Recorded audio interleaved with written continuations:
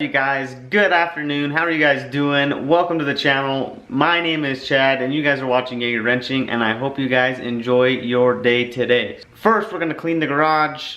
Second, we're gonna go grab some parts for the bug, and then hopefully later in the day we're gonna be picking up the transmission. So let's go ahead and get into it. Let's get to cleaning the garage.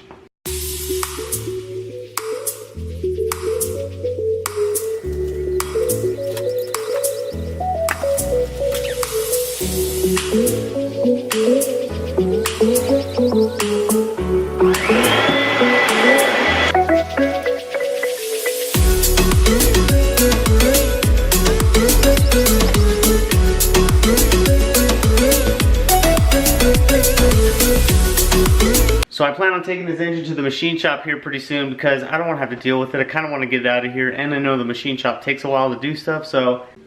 Alright guys, it's a little bit later in the day. We're back. You can see it's a little darker out there, but that's okay. We're going to make it happen. And I also went and I ran by a parts store and I got some parts for the bug. But I needed to get some parts, some of which are in this beautiful bag right here, guys.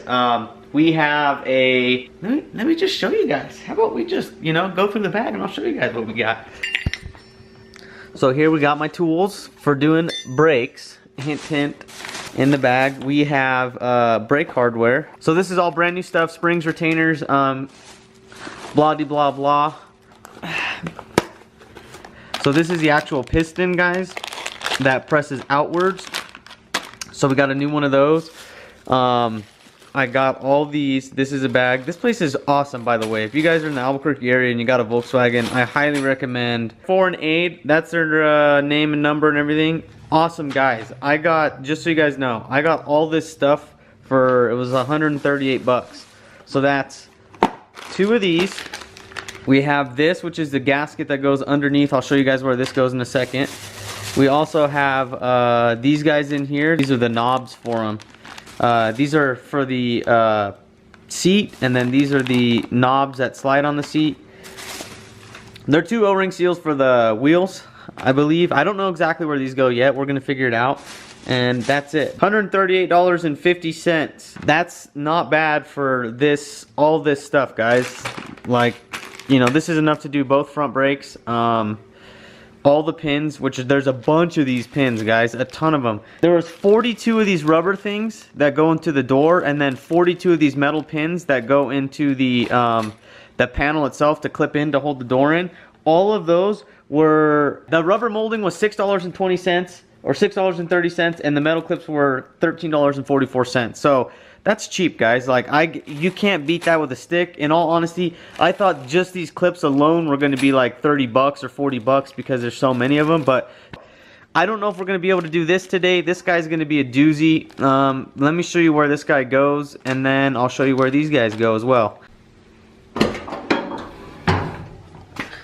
So if you guys see under here in the Volkswagen, this is where that metal gasket goes. Now, it looks like, I think, okay, so there is a metal one in there, but for some reason it leaks, and I don't know why. It's a pain in the butt, and this whole, if you guys look, this guy right here that it's connected to is connected to the alternator, and that's connected to the fan. Like, this pulley goes all the way through back to the back that actually drives the air-cooled fan on this engine. So it's going to be kind of a pain in the butt because you have to like lift it all up. I don't know if I'll be able to do that or if I have to unbolt something. I'm hoping I can just kind of loosen these bolts, or loosen these nuts, I mean, and get it lifted up enough and out of the way to be able to slide this guy in and out. So I don't know if that's a possibility. We'll see. I may have to pull the fuel pump off and get it out of the way.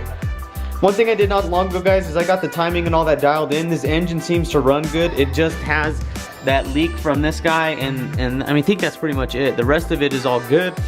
It's insured, registered, the whole nine, so we're in good shape there. But this, guys, is where those other parts go. This is where the plastic piece goes around, and then the knob that goes on it. So let's grab those and throw those on real quick, because those are very simple and very easy.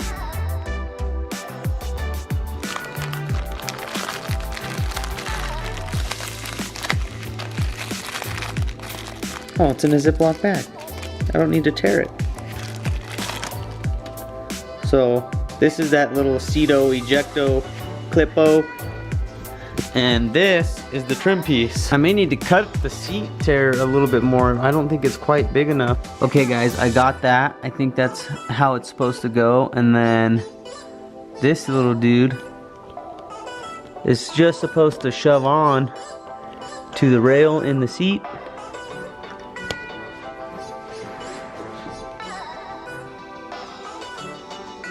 I think that's it, guys. Or no, we'll just knock the whole shebang off. The whole shebang dang. Huh, that doesn't seem to fit. I don't know, it's weird because the other side's different. Maybe those aren't right, I may have to take those back. See, the other side has a handle like this on it. I don't know, that guy fits on there. Okay, so it's got to go like kind of all the way on. I see.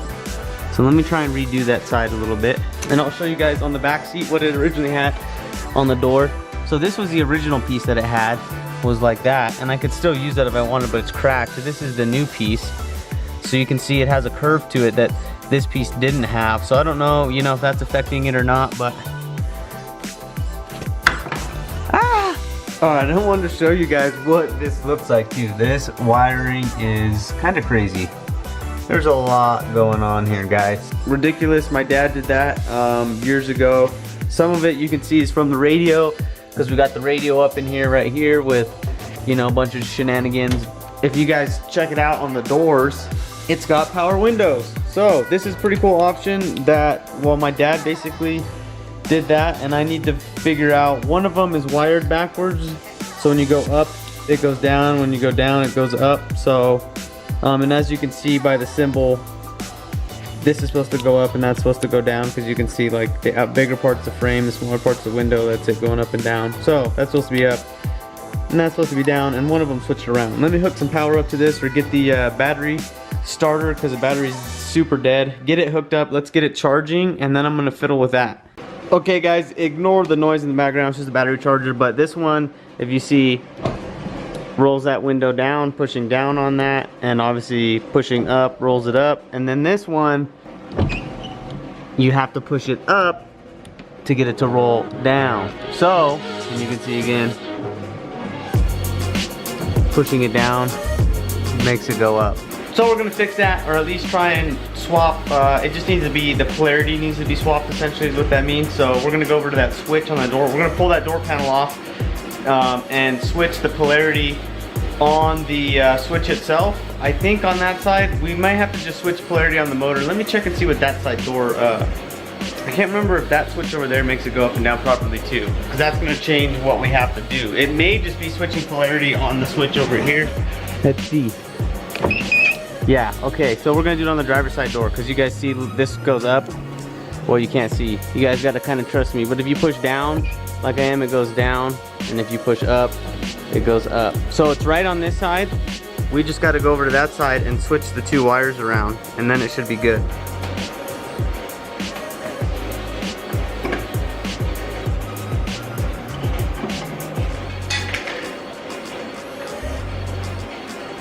Since everything works the way it should over there, the power is just being output to this improperly. If you look at this connector, we got a red for a power, black for a ground, right? That goes into this 4-pin, and then we have our outputs here. One's gonna be power on one side, one's gonna be power on the other side, depending on which way you flip the switch, and that's gonna tell the motor which way to spin. So, and that's what this is. So if this one spun backwards, we would just take them and flip them. So what I'm gonna do is, these little connectors in here, they have, I'll show you a close-up, they have a little tab. We're gonna depress it, pull them out, and we're gonna switch them and then put them back in. So that should fix our problem. Okay, you guys can see there's tabs in there, and see on that end, there's a little piece of metal sticking out. We're just gonna depress that and knock it out. Now, this is a really zoomed shot. I'm gonna try and hold it in focus for you guys and in view, but we're gonna see that may or may not happen. Woo! We're gonna start rolling the window down, boys. Okay guys, so I went ahead, I pulled the power out, because I wasn't gonna be able to get this pin out right here, this top left one out without hitting it. So, and I'm using the little Allen keys, what I found works. So if you just push it in there, depress the tab, it usually works pretty dopely. Okay. So there we got it out, guys. And things that we depress these tabs.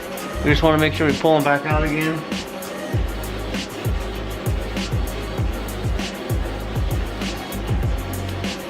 You'll hear it click in, that's nice.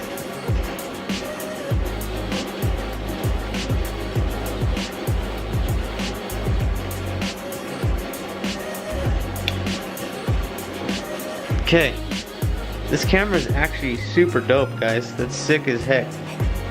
Its zoom is amazing. Wow, that's crazy. It was so focused at that zoom.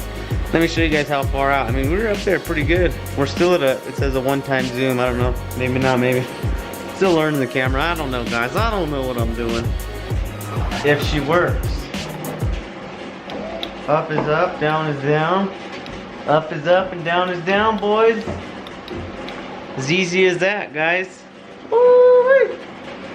So let me run through the why it did that. Basically, we had our two wires right on this one switch on this side. When we fed it power, it would roll the window down the wrong way for the, you know, or the right direction. And the reason is it was sending power to the wrong side of the wrong side of the switch, which means it was sending power to tell the motor to spin the wrong way. But the other side, I tested it and the window worked perfectly. It went up and down the way it was supposed to on that side. It was just on this switch. And so that's what got me thinking, well, you know, when we looked at these wires, we obviously know that we have 6 wires coming in. What do 6 wires mean? Well, the 6 wires basically mean that you got power ground, and then we're gonna have power coming out of one of these wires on one side. On each one, and that is what tells us which way the motor should spin. So pretty simple, pretty easy. I'm glad we did it on this side and we got it fixed. Now we're gonna get these little door pins in and get that going. Alright guys, time to insert our little rubber sticky doos into the door.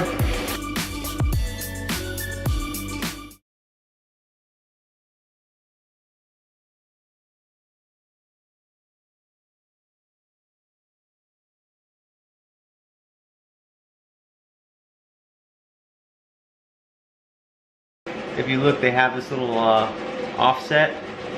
So it looks like a U and that slides in. Can you guys see that? Little U shape right there. That guy. So they have to slide into the holes and lock in. Woo-wee. Well guys, this is turning into be the biggest pain in the butt on planet Earth. You guys see that? See all those little metal things? They're all in these doors. They don't line up very well. And it's literally being insanely difficult. I don't know why. Yeah, I gotta go pick up my tranny, so this is a tranny guy. Technically it's the next day. We just got back. I got back last night. I was tired, made dinner, went to bed.